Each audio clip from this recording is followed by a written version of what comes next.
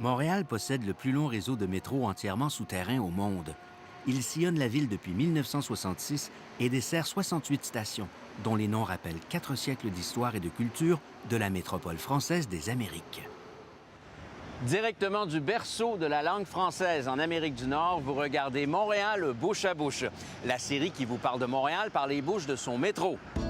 Dans cet épisode, on descend à la station Place d'Armes. À peine 4 mètres sous terre, c'est l'une des moins profondes du réseau, mais en surface, les richesses historiques et patrimoniales du quartier jouisseront au 7e ciel.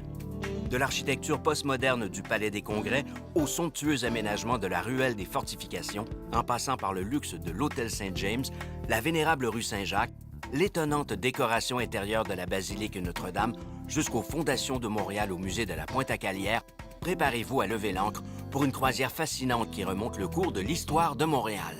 Bienvenue à bord!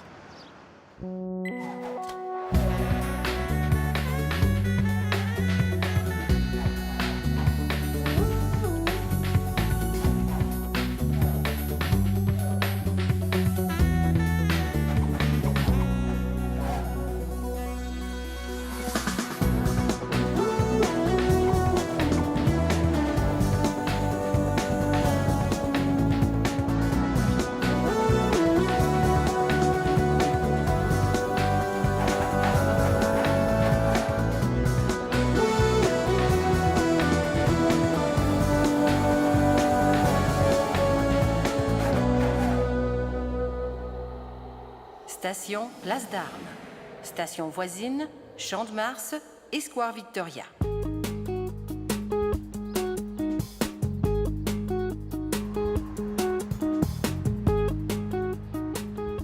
La station Place d'Armes se présente à la fois comme la porte d'entrée du Vieux-Montréal et l'un des points stratégiques du plus grand réseau piéton souterrain au monde.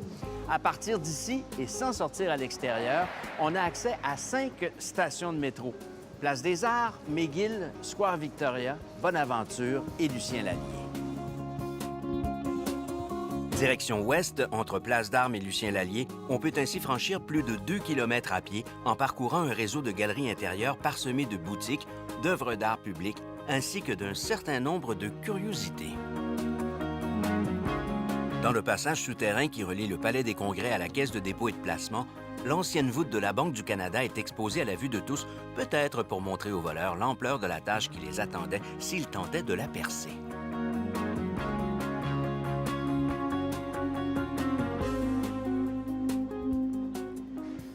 La ville intérieure à Montréal recèle tellement de richesses qu'on pourrait être tenté de ne jamais mettre le nez dehors.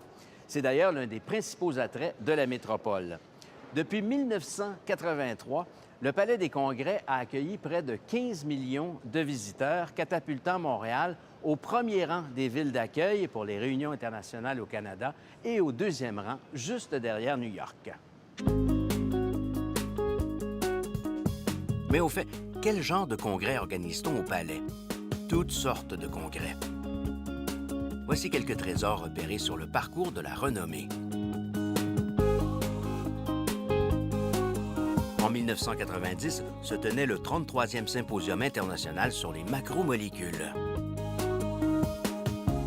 En 1995, le 18e Congrès international du froid. Tandis qu'en 1990 s'est réunie la Société pour la préservation et la promotion du chant choral des barbiers d'Amérique, Barbershop Quartet, pour les initiés. Parmi les nombreuses œuvres d'art publiques qui s'admirent au Palais des Congrès, on peut traverser une forêt d'arbres roses créée par les sculpteurs du groupe Aquanov. Intitulée Jardin nature légère, Lipstick Forest, l'œuvre de l'artiste Claude Cormier se compose de 52 troncs en béton censés reproduire les arbres de l'avenue du Parc à Montréal.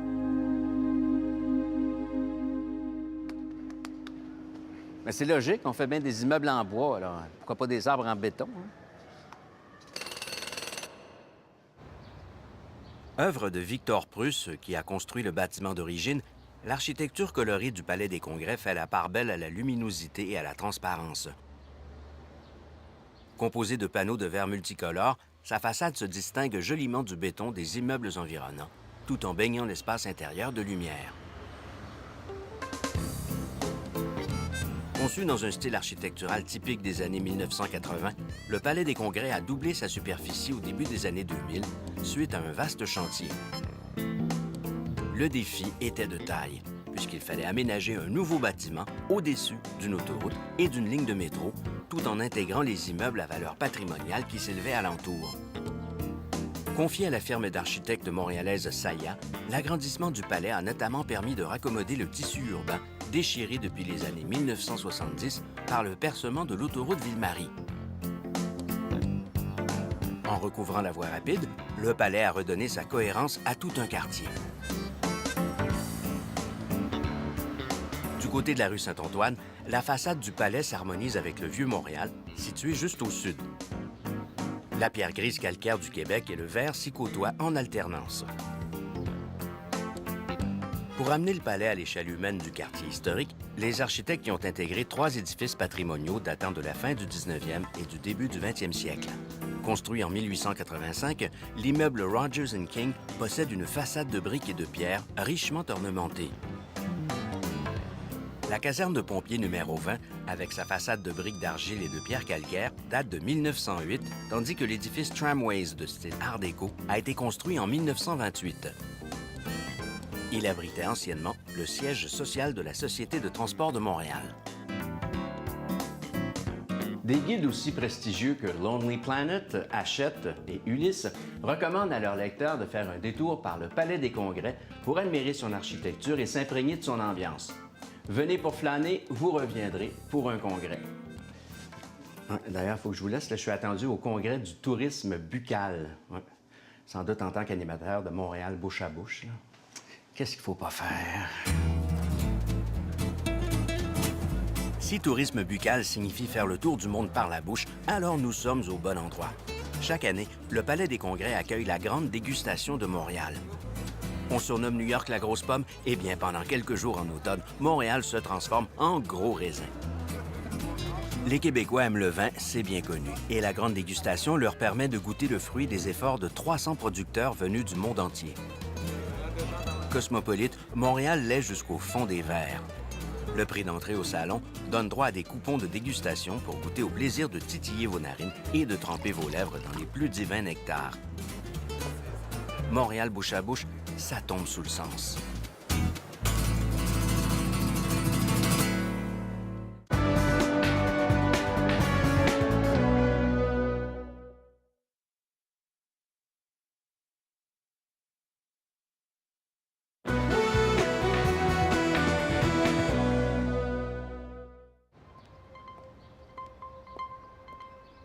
En face du Palais des Congrès, du côté sud de la rue Saint-Antoine, se dresse le vaste ensemble du Centre de commerce mondial de Montréal. Inauguré en 1992 sur le tracé des anciennes fortifications de la ville, il occupe un quadrilatère entier du Vieux-Montréal qui intègre des immeubles anciens tels que l'édifice Nordheimer, datant de 1888. Reliés entre eux par une immense verrière, les édifices composent un véritable village intérieur, logé à l'enseigne du commerce mondial. Entre 1987 et 1991, le projet immobilier du Centre de commerce mondial s'embellit d'un tronçon de la ruelle des fortifications, devenue aujourd'hui l'une des plus belles artères piétonnes de la ville. Mais de quelle fortification parle-t-on? Retour 3 siècles en arrière. Depuis sa fondation, Montréal est défendu par des ouvrages fortifiés. En 1712, peut-être pour célébrer le 70e anniversaire de la ville, le roi Louis XIV donne son consentement à l'édification d'un ouvrage en maçonnerie de pierre qui va donner une impulsion considérable à l'économie de la ville, comme le montre cette remarquable maquette qui se trouve au musée Stuart de l'île Sainte-Hélène.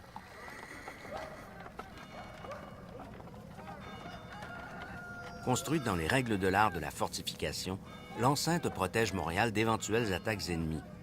C'est sur le tracé de cet ancien rempart qu'a été aménagée la ruelle des fortifications. On peut déambuler dans l'atrium en toute saison, quelle que soit la température extérieure. Il donne accès à des bureaux de prestige, une galerie marchande où l'on trouve boutiques, restaurants, cafés et comptoirs de service. Mais à Montréal, la grande histoire n'est jamais loin.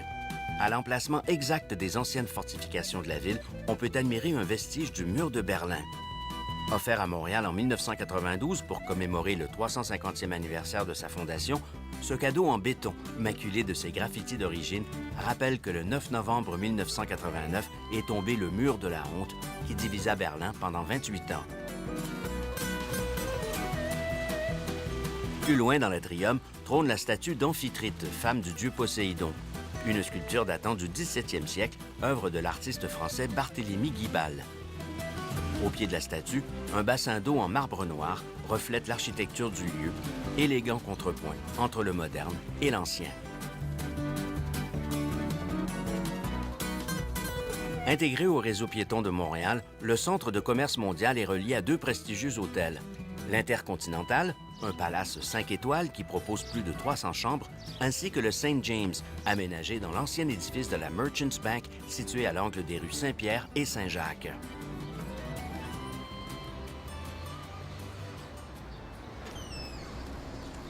Le problème avec la ville intérieure, parce qu'il y en a un, c'est qu'on perd un peu le sens de la géographie. Un sentiment de confinement là, qui fait qu'on oublie un peu où l'on se trouve. Alors, pour que ça soit bien clair, on va se rendre à l'hôtel St. James en empruntant la rue Saint-Pierre vers le sud, direction rue Saint-Jacques. C'est clair pour tout le monde? On y va.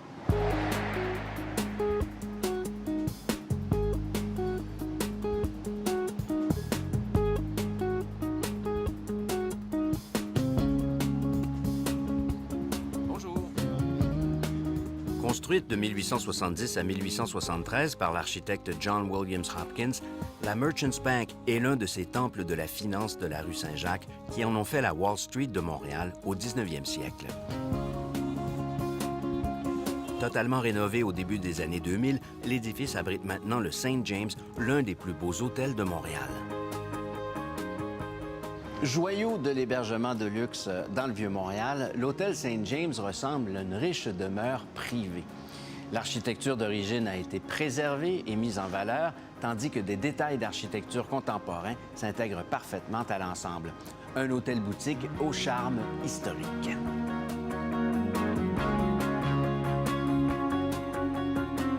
Propriété de la famille Rémillard, qui œuvre notamment dans le cinéma et l'immobilier, le St. James est entré dans la cour des grands hôtels du monde en 2002.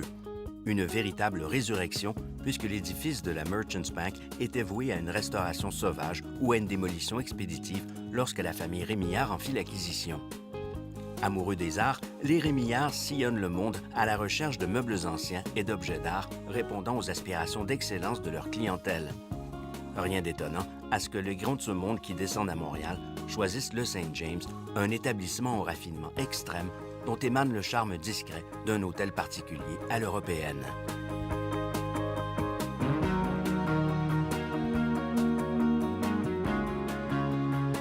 Situé dans l'ancien lobby de la Bankers Hall, l'élégant restaurant XO de l'hôtel St. James vous accueille dans un cadre chaleureux où la cuisine du chef Michel Mercury s'inspire des plus récentes tendances culinaires contemporaines. Le St. James, sur Saint-Jacques, l'hôtel de Montréal, qui raconte une histoire.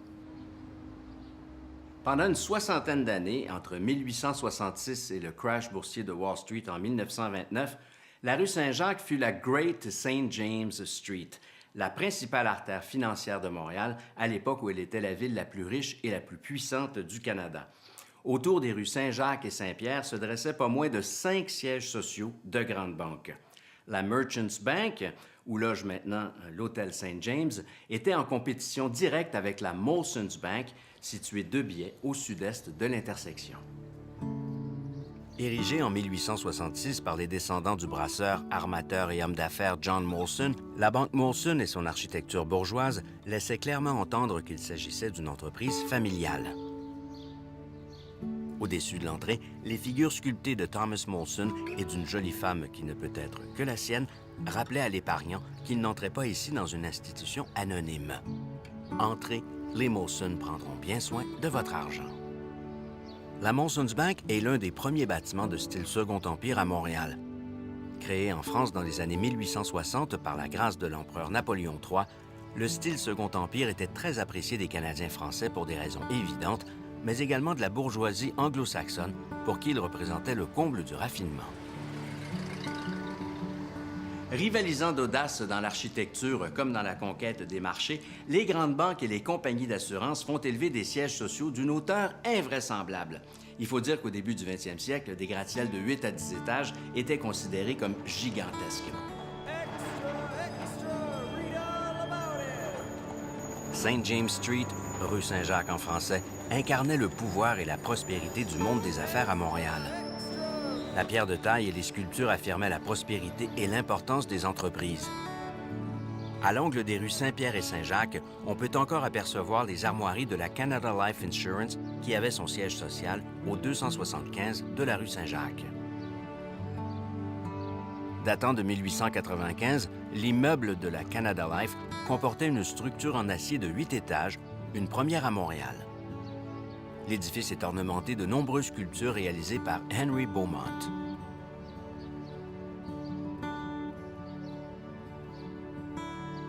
Au 265, la façade de la Banque de commerce impériale se part d'une colonnade à l'antique. Au point d'appui des colonnes corinthiennes soutenant le portique, remarquez les feuilles d'acanthe, un ornement architectural dont l'origine remonte au temple grec.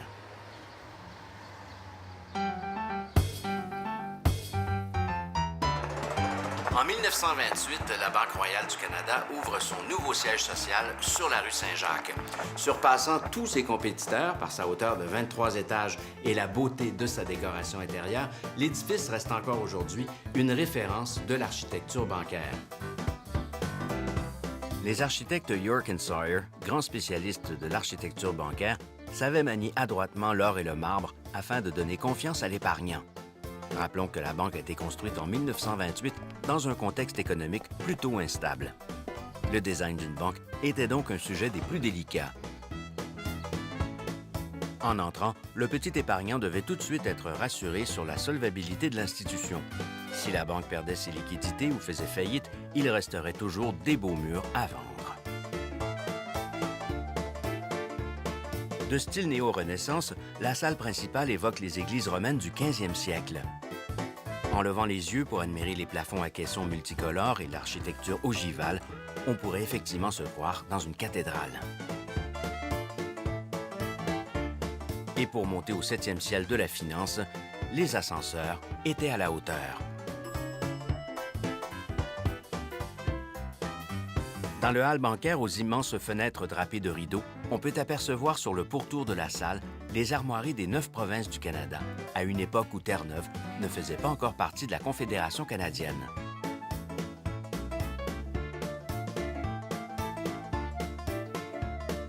On y voit également les blasons des villes de Halifax, où la banque a été fondée, et de Montréal, où elle a prospéré. Retirer de l'argent dans un endroit pareil, c'est un peu comme aller voir un blockbuster de Hollywood au cinéma. C'est vrai, le billet d'entrée coûte pas plus cher que pour un film à petit budget, mais en quelque part, on a l'impression d'en avoir plus pour son argent.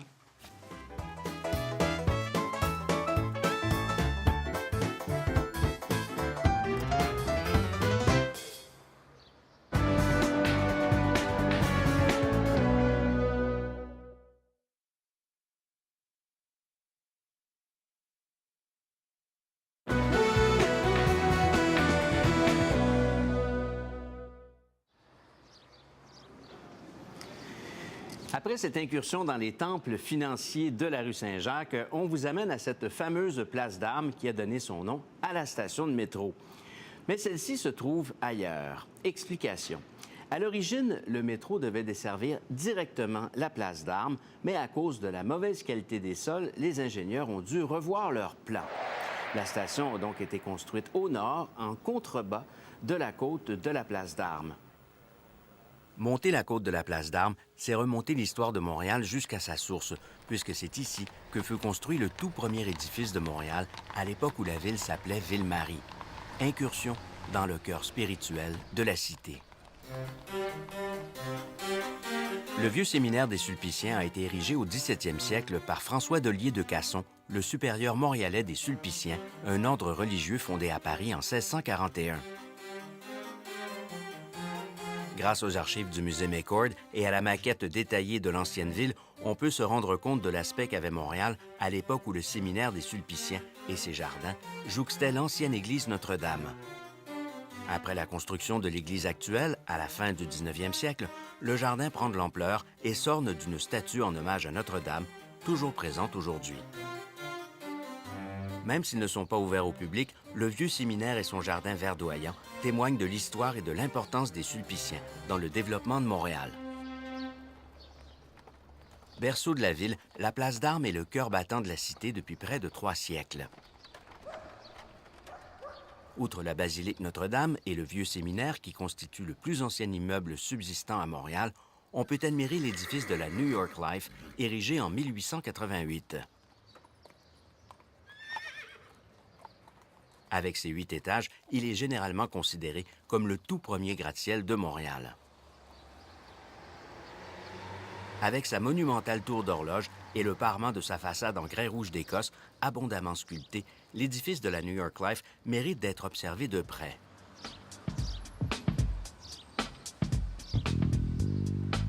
Évoquant les palais italiens de la Renaissance, son architecture est marquée par l'asymétrie de la façade et un certain éclectisme stylistique.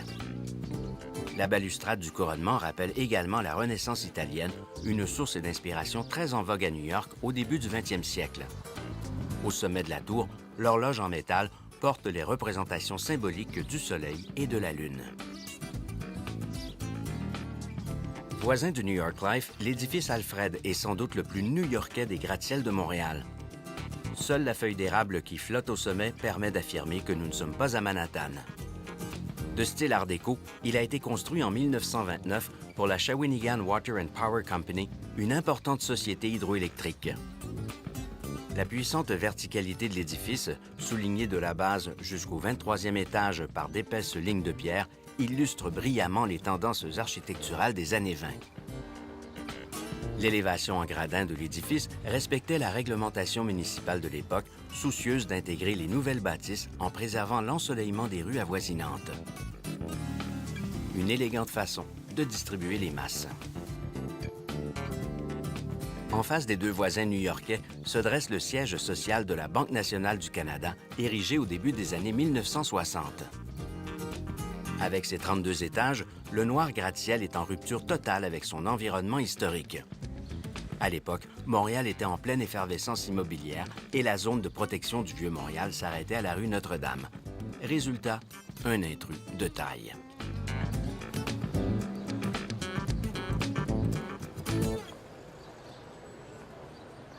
Du côté nord de la place d'Armes, l'ancien siège social de la Banque de Montréal, avec son imposant portique à colonnes, rappelle l'époque où les banques s'attachaient à projeter une image d'opulente prospérité. Mais c'est en face de la banque que s'élève le plus noble monument de la place d'Armes, la basilique Notre-Dame de Montréal, joyau de l'architecture religieuse de la métropole.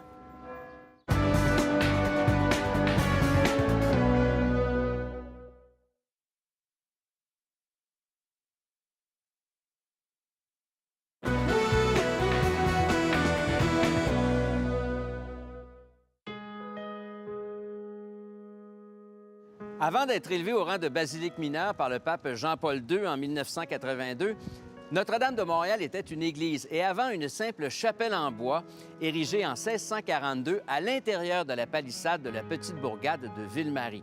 Aujourd'hui, la basilique Notre-Dame est devenue le lieu phare de l'histoire de Montréal. La première église Notre-Dame, construite par les Sulpiciens au 17e siècle, dominait une place publique qui devint la place d'Armes en 1721. Sur cette gravure, qui date de 1820, on aperçoit l'église Notre-Dame au premier plan et derrière, la nouvelle basilique qui n'était pas encore coiffée de ses clochers. Les 2 églises cohabitèrent sur la place d'Armes pendant quelques années avant que la petite église ne soit finalement démolie en 1830.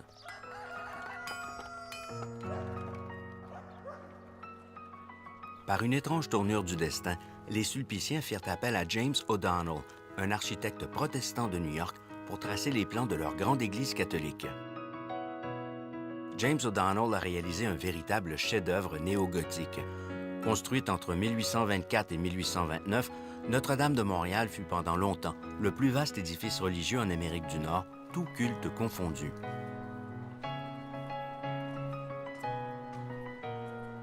Avec ses créneaux décoratifs qui s'inspirent des châteaux du Moyen Âge, Ses fenêtres de forme ogivale et ses pinacles sans fleurons, Notre-Dame rappelle les premières églises gothiques irlandaises, tandis que ses deux clochers symétriques, hauts de 66 mètres, s'apparentent aux églises du Moyen Âge.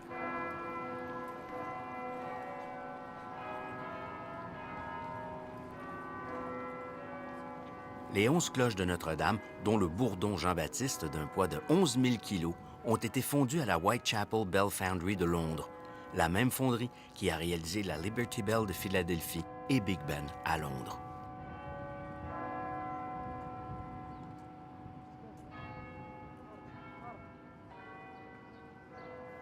La pierre grise calcaire qui a servi à la construction de l'église provient d'une ancienne carrière située au nord-est du plateau Mont-Royal, dans le secteur du Maryland. La nouvelle église accueille ses premiers fidèles dès 1829. Suite à la mort prématurée de l'architecte John O'Donnell, la construction des deux clochers sera confiée à l'Anglais John Austell, qui compléta l'ouvrage en 1843. À l'aube de son bicentenaire, la basilique Notre-Dame domine toujours le Vieux-Montréal et elle accueille chaque année des centaines de milliers de visiteurs.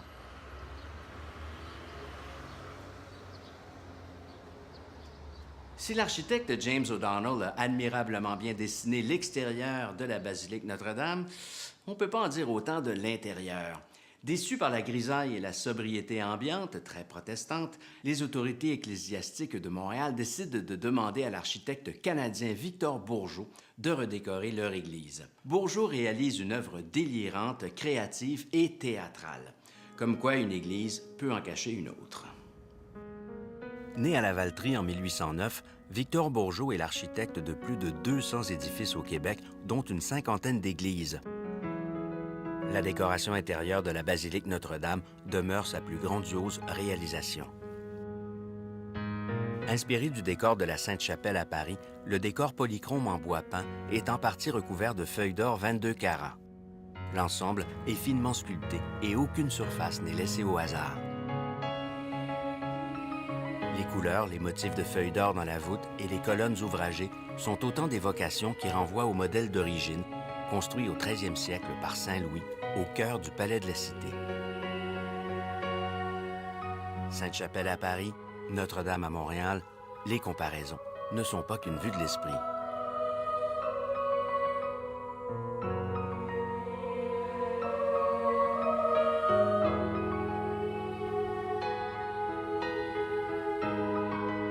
La voûte, constellée d'étoiles de feuilles d'or, est percée de 3 rosaces en verre peint. Les flamboyants vitraux du rez-de-chaussée furent commandés en 1929. Ils retracent l'histoire religieuse de Montréal, dont le développement est indissociable de la foi et de la ferveur de ses fondateurs.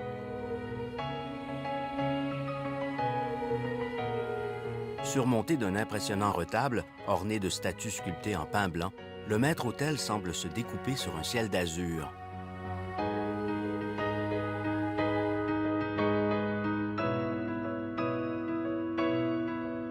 Véritable galerie d'art religieux réunissant une impressionnante collection d'objets sacrés, la basilique Notre-Dame possède un cachet irrésistible. Sa beauté et la richesse de ses ornements n'ont pas d'équivalent. En 1891, la maison Casavant fut chargée d'installer un nouvel orgue. 97 jeux, 4 claviers, 7000 tuyaux, une splendeur.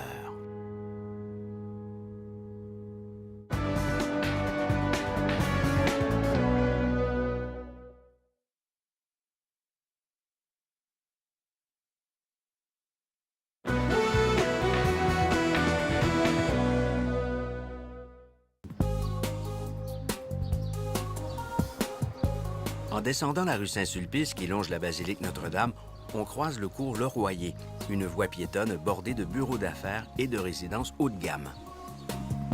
Une plaque rappelle que c'est ici que s'élevait l'Hôtel-Dieu de Montréal, premier hôpital de la ville, fondé par Jeanne Mance le 8 octobre 1642, soit à peine 5 mois après la fondation de la ville.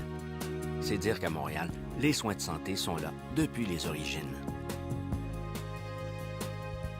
Plus on descend vers le fleuve, plus on s'approche des origines de Montréal.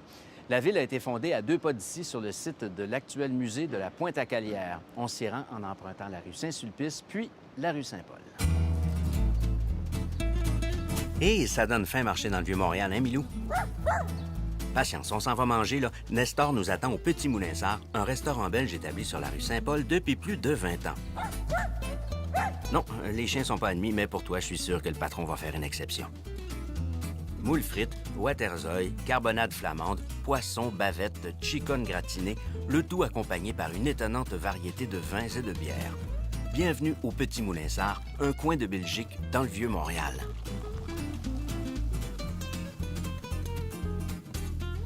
Dans un décor chaleureux et convivial, on peut siroter un verre dans le Pharaon Lounge, où les habitués ont même la possibilité de commander une bouteille de leur boisson préférée qui sera conservée pour usage futur dans un petit sarcophage à l'effigie d'un personnage de Tintin. Venez trinquer au Petit Moulin-Sart. Brel, Hergé et Tintin vous y attendent pour savourer entre amis les délices du plat pays.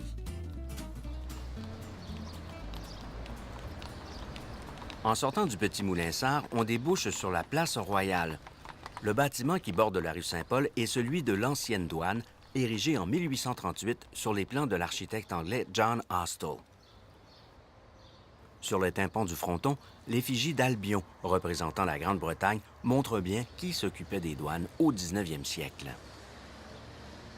Afin de bien mettre en évidence cet important symbole des activités commerciales de Montréal, on expropria les emplacements se trouvant entre la douane et le fleuve, dégageant un espace qui fut aménagé en square. En 1992, l'ancienne douane est intégrée à l'ensemble du musée archéologique de la Pointe-à-Calière, qui s'élève à l'endroit même où fut célébrée la messe de fondation de Montréal le 17 mai 1642, devant le sieur de Maisonneuve, Jeanne Mance et leurs compagnons.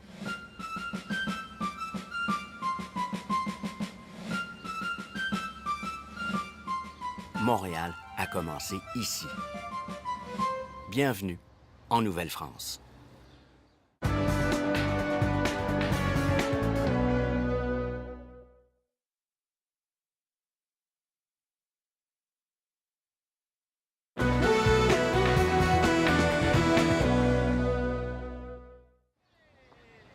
Faites place, chantier de la place Royale, chantier du roi!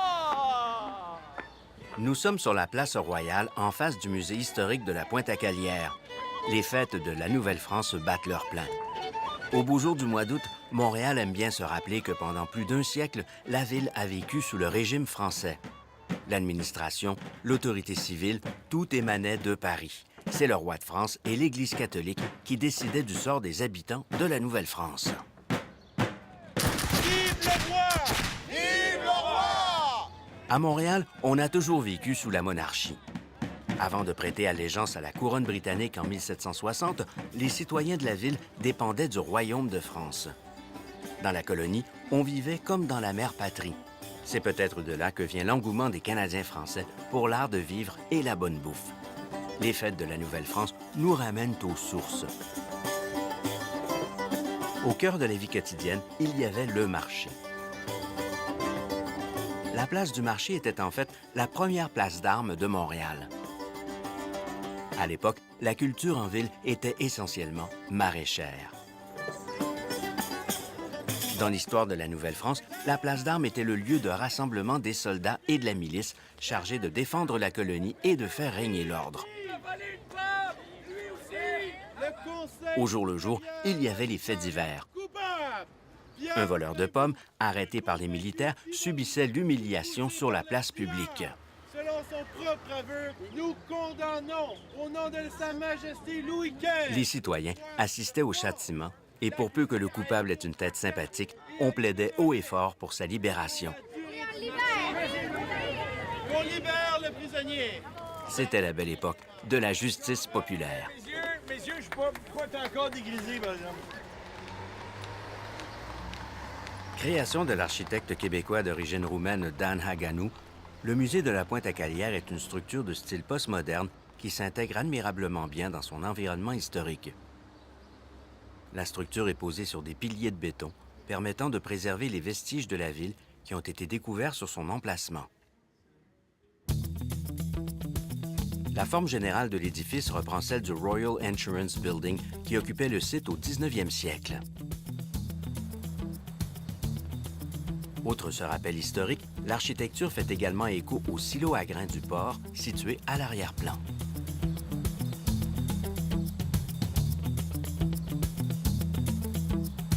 Surnommé l'éperon, l'ouvrage de maçonnerie cylindrique qui marque l'angle du musée abrite les services d'accueil.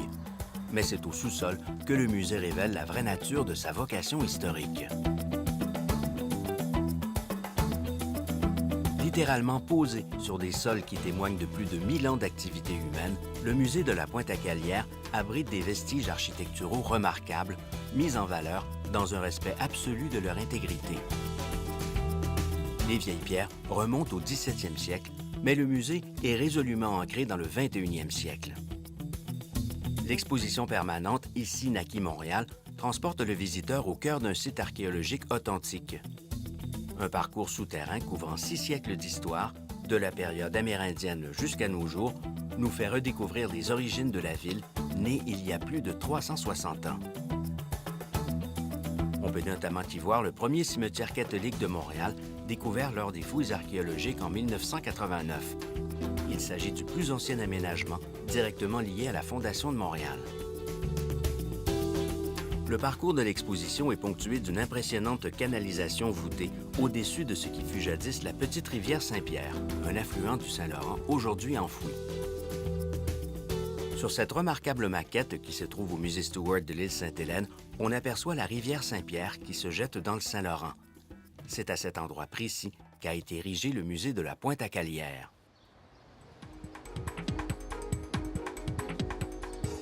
Comme tout bon musée qui se respecte, la Pointe-à-Calière offre une restauration haut de gamme et haut perché. Situé au 2e étage du musée, le café-restaurant L'Arrivage est un espace baigné de lumière qui dispose d'une terrasse panoramique offrant une vue imprenable sur le fleuve et le Vieux-Port. La nouvelle cuisine servie dans un cadre historique. La gastronomie à la fine pointe, comment dire, de la Calière. Même si les musées ne sont pas votre tasse de thé, une visite à la Pointe-à-Calière vous fera voir Montréal d'un autre œil. Venez pour l'histoire, vous reviendrez pour la vue.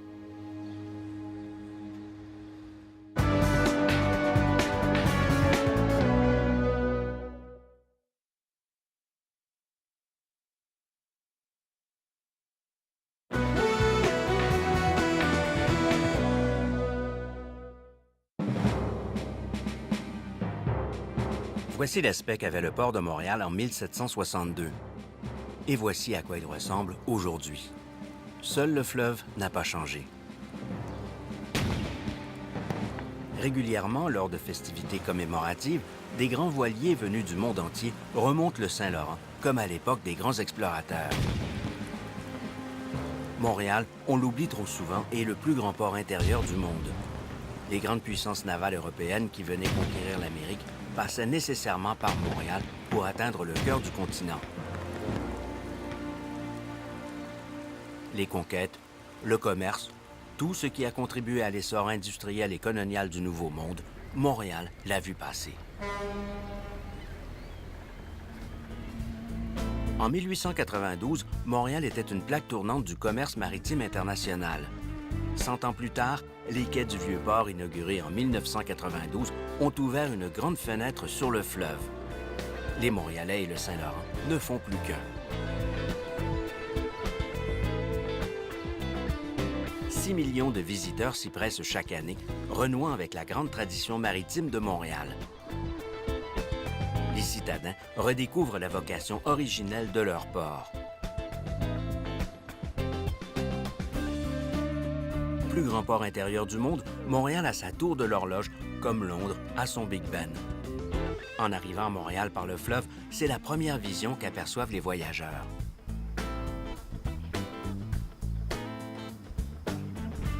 Originellement baptisée Tour du Souvenir, l'élégante tour blanche de style Beaux-Arts fut complétée en 1922 avec l'installation de l'horloge à 4 faces qui orne le sommet.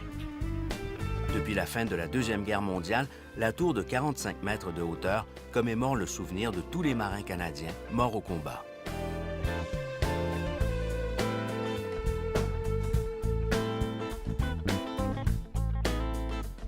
Le majestueux pont Jacques-Cartier et la tour de l'horloge veillent sur la mémoire de Montréal.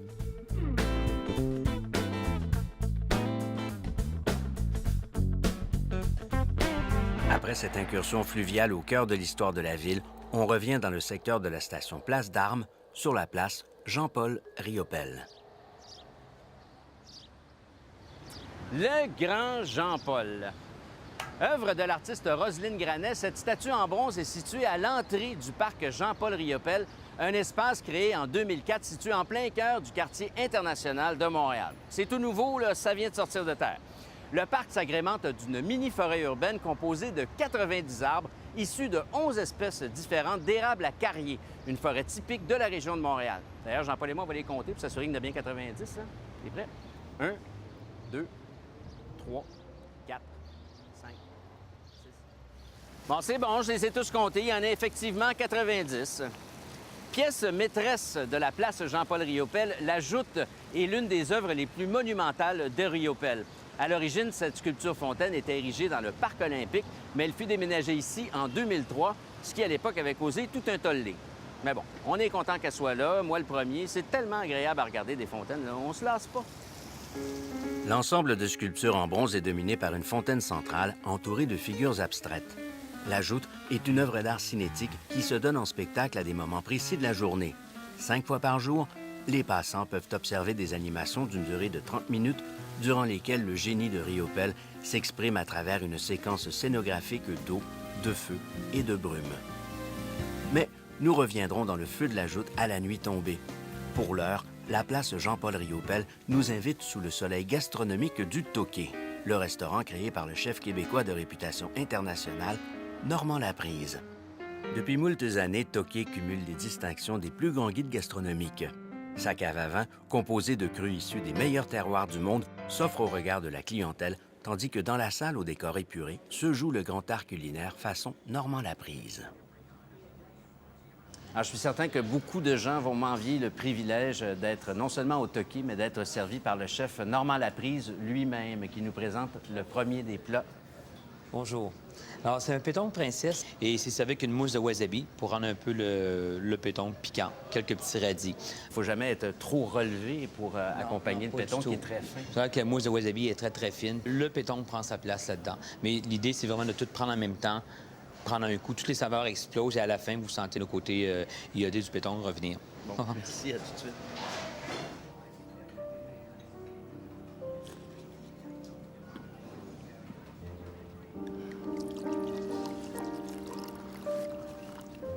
Merci beaucoup.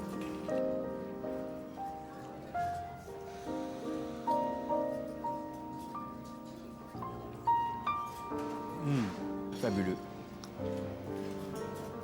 Après un amuse-bouche princier, Normand Laprise nous a proposé une crème d'oursin servie dans son contenant d'origine.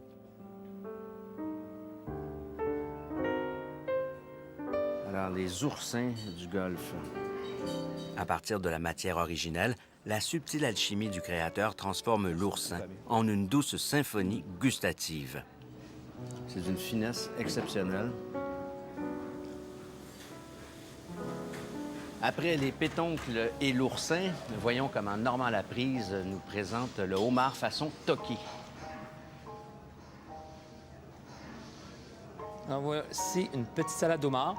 Alors, c'est l'homard qui a été cuit au courbouillon, qui a été découpé, servi tiède en salade. Et avec les œufs du homard qu'on récupère sur les femelles, on a fait un sabayon, un peu comme on fait un vrai sabayon. Et on a mis des petites feuilles croquantes, des laitues croquantes à l'intérieur et des petites tomates de saison. Alors, je vous laisse déguster ça. Et ce que je vous suggère, c'est de prendre votre fourchette, de tout mettre dans le bol, mettre la carapace à côté, puis de mélanger, faire votre propre salade vous-même. C'est merveilleux. Merci beaucoup. Merci, bon Normand. appétit, à la prochaine. Merci de votre accueil. Eh bien, bon appétit.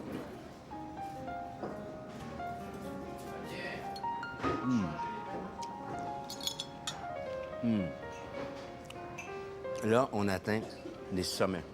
Ça, c'est absolument hallucinant. Toqué est à la hauteur de sa réputation avec le homard.